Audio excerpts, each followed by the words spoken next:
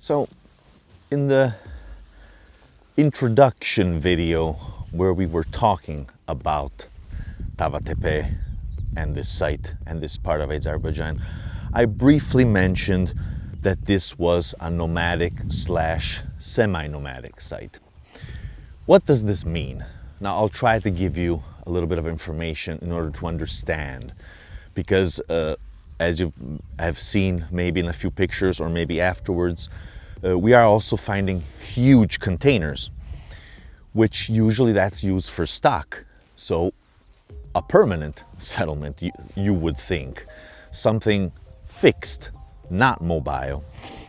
So someone would ask themselves, maybe that not knowing what's going on in this part of the region in the Iron Age and also in the Late Bronze Age and also in the Middle Iron Age, what is happening?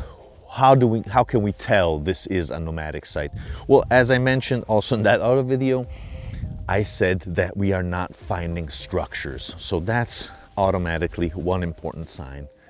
And also a lot of pits, which could also be done by other people during the same further periods in time, later periods in time. Well, instead we are finding stratification. We are finding this within the same context, the same layer, specific type of pits, even overlapping, but with the same material, the same pottery. We're finding a lot of pottery, which tells us that we are in the same situation, in the same context with the same people, at least for a certain amount of time. Here, historically, in that period, in the Late Bronze Age and Iron Age, we know that this area was strongly roamed by semi-nomadic groups. What is a semi-nomadic group?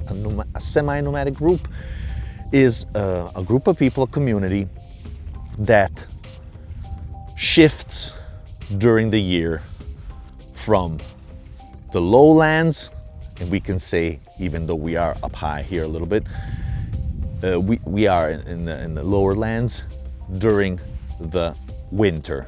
In this area, you would stay here, you were organized, you would do your things, you would do your normal life during the winter. And we think that here in this site, like in also other peaks, other sites that are elevated, they were doing different working activities, not settlements. The settlement, not permanent, as I said before, temporal settlements was probably around here, maybe in the lower part, maybe on the other side. We still have to understand that actually, but usually that's what's taking place, as well as tombs probably around. Maybe we're also having some small kurgans for this period.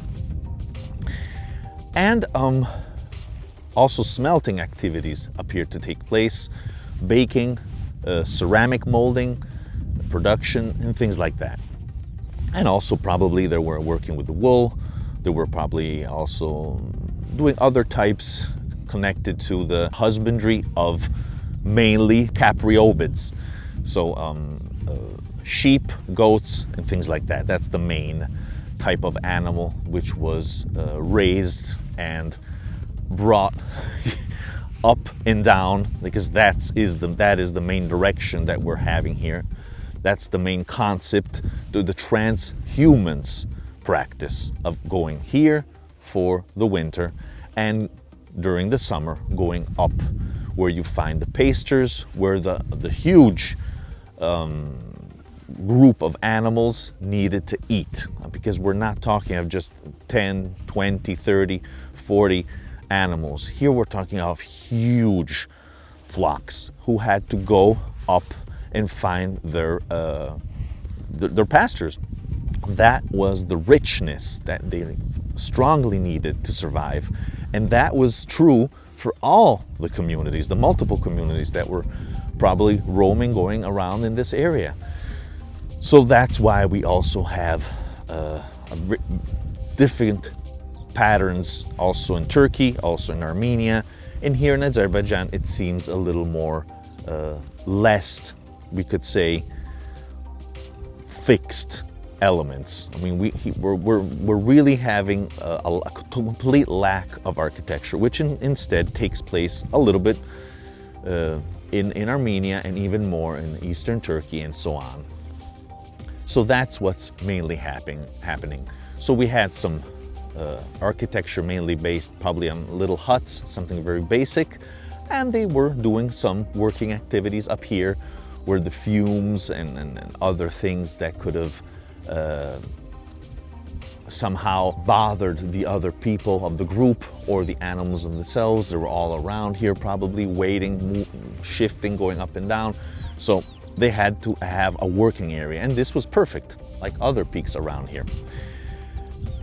And at that point, at a certain point during the year, they packed all their stuff up and went back up in the Caucasus. Not too far. Very rarely they do extremely long traits, long routes.